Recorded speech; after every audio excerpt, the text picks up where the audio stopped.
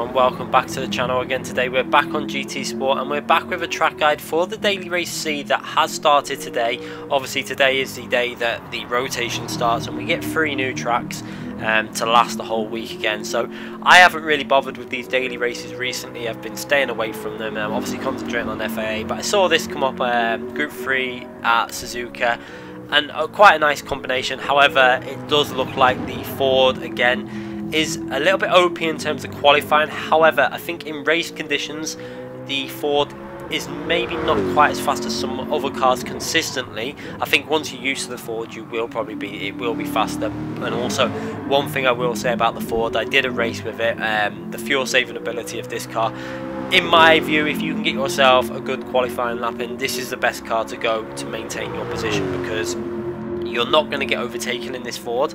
The other cars that are fast here, like the Toyota, the Porsche 911, they've got no straight line speed, so you can just dictate the pace down the straights. There's no way they're going to get past you, even with a slipstream. So that's why I think this is the best car, because you can just short shift this car pretty much the whole lap and just avoid them getting past you, and then go in the pits with 20% more fuel because it's got really good fuel saving ability. And then you come out the pits 5-6 seconds ahead, and you've obviously you can put more fuel in as well when you do that. So that's how I ran it. I won fairly comfortably. I made a little error which gave P2 a chance to get within 3 seconds of me, but then he made an error towards the end and it then equaled itself out a bit, and I won by 12 seconds. But that was the race I did. This is going to be the track guide, so wanted to get this out to help people out for the whole week. It's obviously on for a full week, this track combination now, with the new way they do these races.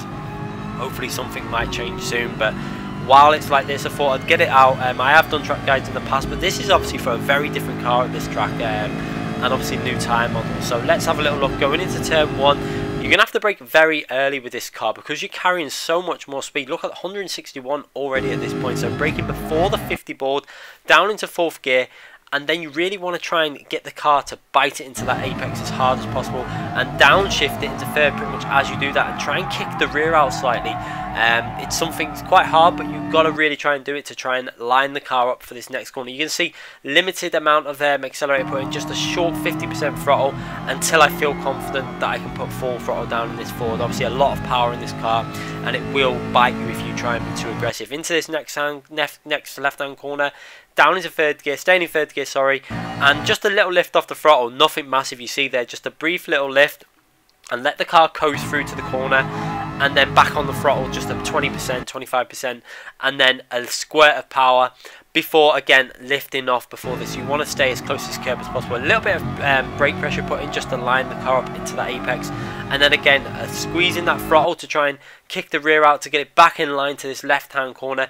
And again you're going to have to lift off the throttle as we approach it to get that left hand tyre onto that curb there. And then again this corner is very similar, again just a lift off the throttle, dab a brake, and try and keep it as close to the apex as possible. It's really important to get the tyres as close to that curb as possible, because that curb actually gives you more grip. You can see they're putting a tiny bit of accelerator in already, and you can't just put maximum power in. You've got to feed that throttle in gradually. If you just try and floor it, you're going to spin out.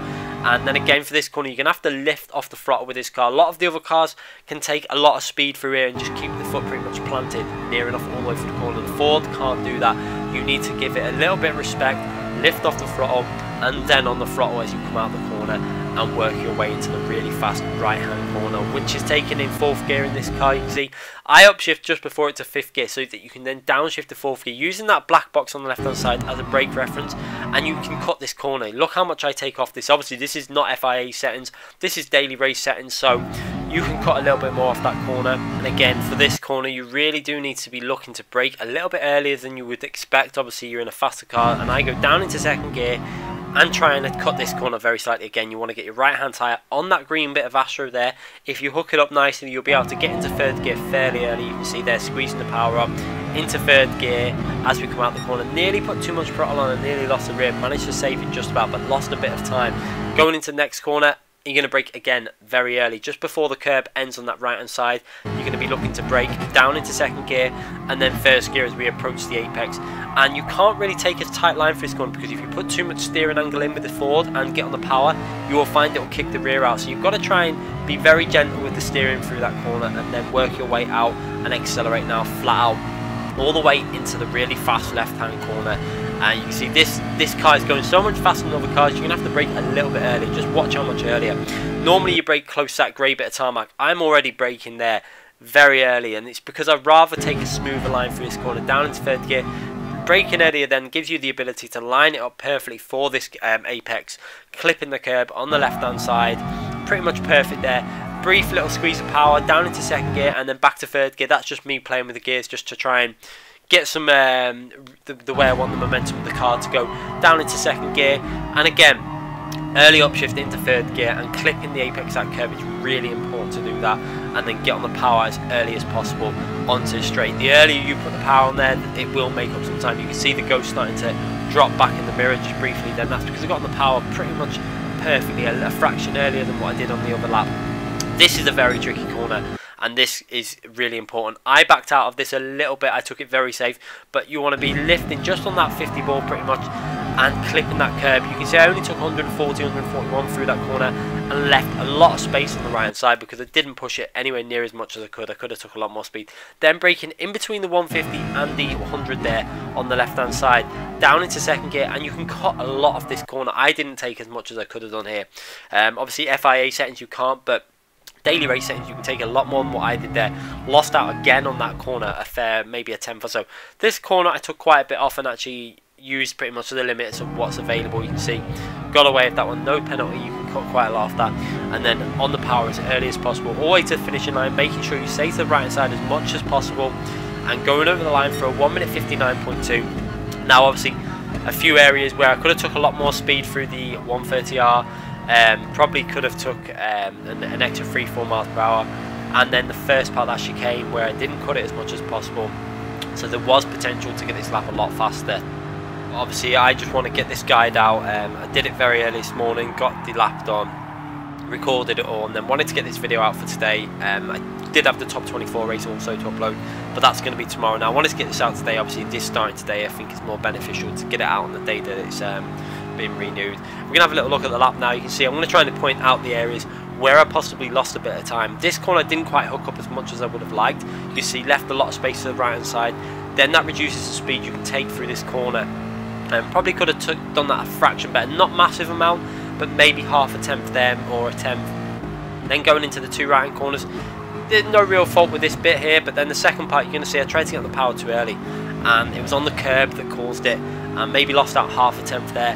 And then going into this corner again, didn't hook this up perfectly. I did do this on one go where I managed to kind of drift the car around the corner, and it gained me about 2 tenths. It's so hard to do, and I wouldn't recommend trying to do it deliberately, you know, for every lap, because you'll end up spinning a lot of the time. But if you can do it on the odd go, it does gain you quite a bit. And then into the next corner, you can see did this fairly okay. I was having to play with the gears a little bit as we come out of the corner. You can see there, messing around with the gears to try and bite it into the apex, and got on the power really well there. Actually gained a bit of time over the ghost, so not too bad there. That was okay, but I think on the previous corners maybe lost half a tenth also on that tight hairpin corner. This corner didn't push it anywhere near as much as I could, but I took it safe because I knew I was on an okay lap. You can see hooked the apex up, but look how much space I left on the right side. Probably, I think you can carry about 144, 145 when you really hook it up, when I noticed, and there didn't cut off as much as I would have liked on that corner. So you can see there's probably a 158.6 or 7, I think, if I really nailed the lap on this track. I expect to see some people a bit faster than that, maybe a 58.4, maybe 3 by the end of the week. Possibly even if Lightning goes on there, he might squeeze a low 58 in. I'm not too sure. But this car obviously can be driven in the race as well. I won fairly comfortably with this car. You just got to be giving it respect. Use maybe 2 mixture through the corners and when getting on the power, and then into 1 mixture for the straights, short shifting, and you'll save a lot of fuel, and you'll find that you'll do quite well, because other cars will struggle to get past this car. Although you will need to be cautious getting on the power once them tyres start to wear out a bit, because obviously the Ford isn't the best car for tyres, and Suzuka can be quite a tyre killer, so just bear that in mind when you're picking your car. There are other cars you can race this race with, including the Porsche and probably the Evo.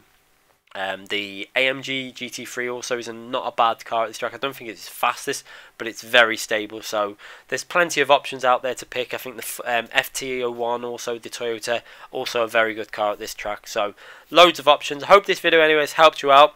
Make sure you give it a thumbs up if you've enjoyed it. Make sure you subscribe if you haven't already subscribed, and click that notification button so you don't miss any future videos. I do try and upload as much as possible, and I will be back tomorrow with the FIA manufacturers top 24 race from Saturday. Hopefully I'll get that sorted tomorrow and uploaded for everyone to enjoy. Anyway, thanks again for watching. I'll be back very soon.